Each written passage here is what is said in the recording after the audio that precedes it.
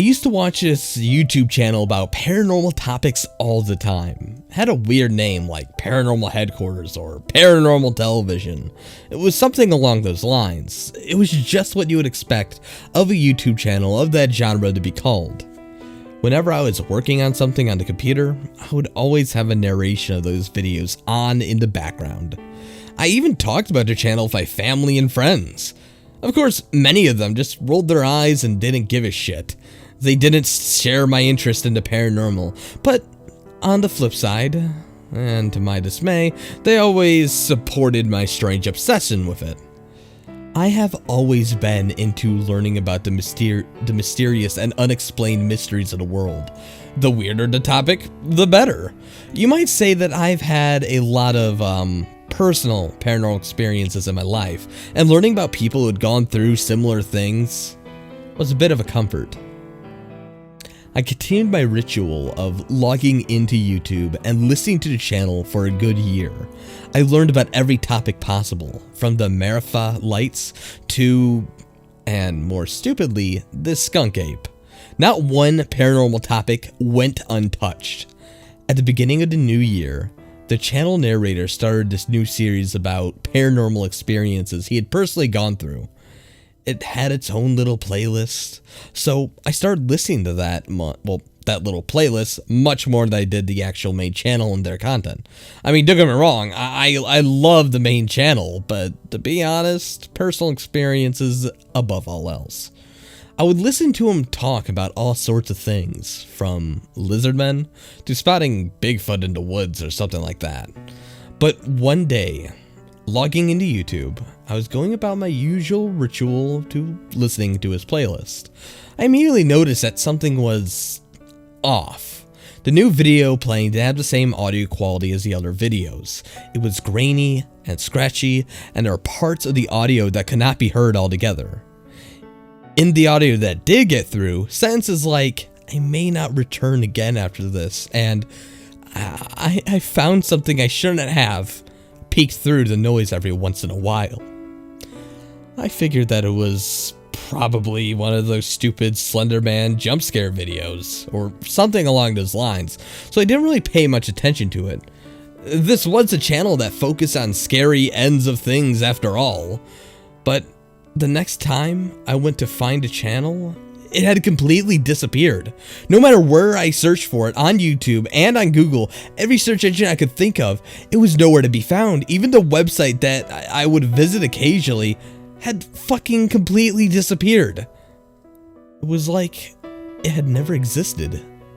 The weirdest thing out of all of that was that when I would talk to people about the YouTube channel in a vain attempt to get some information about others, about what might have happened, no one really knew what I was talking about. And this was a fairly decent sized channel. Even friends and family that I shared the YouTube channel with had no fucking idea what I was talking about when I brought up the topic. Eventually, I gave up trying to find a channel. I thought that maybe I just imagined the whole thing. I tried not to think about it. But then, when I was browsing for a new paranormal channel to watch, a video with a narrator of Paranormal Headquarters popped up in one of my search results. I clicked on the video right away without even reading the caption. The video played and turned out to be nothing but a news story. It was dated, having been broadcasted the previous year. In the news story, the lady on screen talked about a narrator who I learned was named Corey Felton in real life. Corey had apparently gone to a party with some friends, and then disappeared shortly after. They launched an investigation into his disappearance, but as of the date of the broadcast, no one has seen or heard from him, and the investigation has turned up really nothing. This intrigued me so much that I looked up follow-up news stories about Corey Felton. They progressed throughout the year, talking about how no matter how hard they searched and no matter how many parties went out, they set out to find Corey, whether it was his corpse, kidnapper, or himself just hiding where no one can really find him. No one has seen or heard anything. The last news story said that due to the length of the disappearance, it was assumed that Corey might be dead, but they're still keeping up hope that they would find him. All of this information was just too much to process While Corey was supposedly missing, I had somehow been watching a YouTube channel narrated by him. Could it have been that he ran away and making a YouTube channel from an unknown location? Did he already know his life was in danger before making the channel? Questions like this rushed through my mind. I thought that I would share what I knew about Corey with the family. They had a website which reached out to the internet community, pleading for people to give them any leads they can to bring their boy home safely. I sent an email talking about everything I've been watching on YouTube for the past year, including his personal playlist about the paranormal. I didn't get a response, but soon, or something like a day later, Corey's mother called me out of the blue. She sounded quite excited on the phone, and she asked me to meet up with her and her family in Bangor, Maine. She said that she would pay for the tickets, as I lived in Paris, Texas, and they insisted that I would visit their family, being someone who had information about her son's disappearance. So, with that, I did. I flew out to Marine with Corey's mother and to see the rest of their family. I figured if nothing else, it would be a nice, short-lived vacation. When I arrived, his family greeted me with warmth. You could see that they had looked tired and worn out, as if Corey's disappearance had taken place yesterday. After settling in, I went over the details again. Corey's mother explained how the only object missing from Corey's room was indeed his laptop. He had been researching all sorts of paranormal stuff for a year and kept insisting that he was going to spread the knowledge to the world. So it makes sense that he would make a YouTube channel. Why would he run away though? And really, it was all still, there's just so many unknowns in the situation. It was obvious that he had been gone and he had a very loving family. None of these people seemed strange, out of the place, or anything like that. At least from what I gathered, reading his journals, he had really no problems at school or other people that would make him really want to run away or skip town to begin with. I comforted the family the best I could when I was there, and I told them that I would always keep in contact, and that they would keep in contact with me if they needed someone to talk to. They were grateful of me, and even after I left a week later, I kept in contact with Corey's mother, his father, and his older brother through email and Facebook. Unfortunately, I was never able to find anything else about Corey Felton again.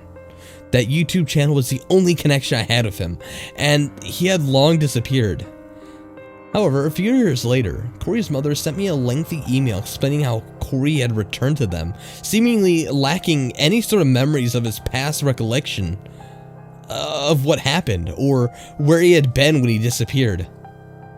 He showed up at the house because he had been dropped off there by a white van. The local police were looking into the case, but they were not coming up with really much of anything that could help the family. Corey was slowly adjusting to being home again, but he wasn't the same teenage boy who had gone missing. He wasn't interested in paranormal stuff anymore. In fact, he intentionally stayed away from it and insisted that that stuff was just fake and not real. He didn't like any of the foods he liked in the past. All his clothing preferences changed. It was like he was a whole different person. But honestly, this didn't bother the family. They were just happy to have him home. The final email was the last connection I had with the Felton family. They got busy with their own life and trying to help Corey adjust to being part of their family again. I went back to listening to paranormal shows like usual as I worked on homework from university or building one of those websites I did as a side job when I was going through school. But the strange nature of Corey's disappearance always struck my mind as odd. I would never forget the YouTube channel he'd made, the final messages he made talking about what he didn't know, and how he would return after, well, whatever he did. It always made me wonder what he had found that made him fear for his own life, and why he had run away from his family. Only thing I know is that after seeing what happened to Corey, I'm keeping my paranormal experiences to myself. I mentioned before that lots of weird things have happened to me, but you won't find me talking about them on YouTube, at least not on here on the web, because the internet is a place where those people who took Corey are watching, ready to erase memory of anyone who decides to talk about it. Or perhaps I'm just crazy and that experience left them a little traumatized. If you're a person who likes the paranormal and things of that nature, and you like sharing them with other people like me, let the story be a lesson to you. Keep those stories to yourself. It's never good to keep just sticking your nose into things, because you never know who's watching. After all, it's the fucking internet. It's the internet. Anyone could be watching, and whether it's strange men in a white van or some dude who happens to be watching you through your very window right now, you could post something that you're not supposed to. They may come over to you, and you have no idea what they are capable of or what they could do to you. Just be careful about what you post.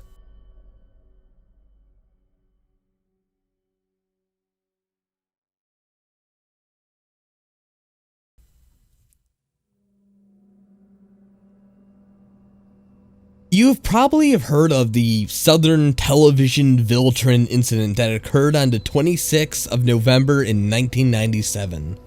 You may have also have heard of the WTTW and the WGN Max Headroom incident that occurred about a decade later. Both of these television hijacks were famous and widely reported all over the world. There was a television hijack that occurred on the 1st of December 2007 at about 1:12 a.m. And it's quite possible that you have not heard of anything relating to this hijack. The hijack only affected people who are watching the local television transmission located in northeast region of Yorkshire. I was one of those viewers who witnessed this hijack live. Suffering from insomnia, I decided to watch a repeat of Man to Man with Dean Lerner on Channel 4.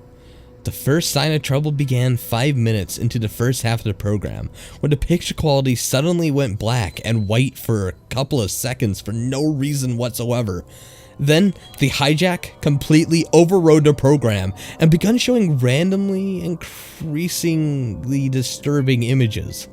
A woman can also be heard saying some random numbers, similar to the number station of Fallout 3 in some way. Then almost 40 seconds after it began, the hijack ended, and it cut the back. And then it was back to, Man to Man with Dean Lamar. I was wondering if I was dreaming this whole incident, considering that I had insomnia and it turned out that, well, this just happened and I was, I don't know, in some sort of lucid state. Although, unlike the Viltron Max Headroom incidents, this incident was not widely reported. It was big news where I live, however. I did not record the hijack, but thankfully someone did record it and upload it to YouTube. As for the hijacker, I assume to this day they're still at large. Here's the video in question.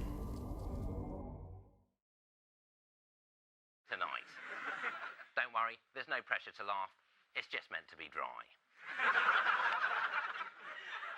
And I say learn because tonight we're about to spend the evening in the company of a genius. And my special guest is pretty bright too. Only joking. We're both geniuses. But this Eve's VIP visitor is one of the world's most renowned psychics, and he acted as my personal spiritual guru for the past 20 years. Indeed, before I met him, I thought that the astral projection was diarrhea. So you can picture the embarrassing scene when he first asked me to attempt it. But since that unfortunate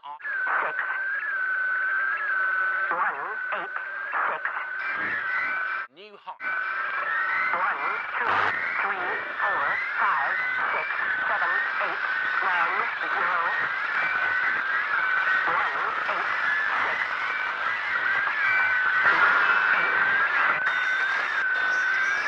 1, 8, 6.